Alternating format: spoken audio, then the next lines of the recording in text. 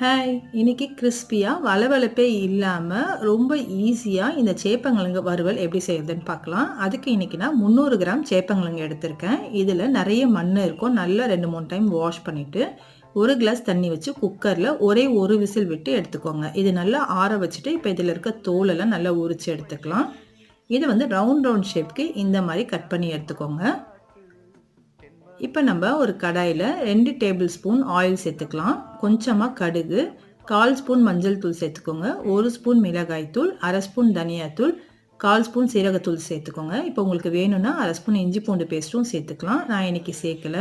கொஞ்சமாக தேவையான அளவு உப்பு சேர்த்துட்டு கருவேப்பிலை சேர்த்து நம்ம கட் பண்ணி வச்சுருக்க சேப்பங்கிழங்கு அதில் சேர்த்து நல்லா மிக்ஸ் பண்ணிவிடுங்க.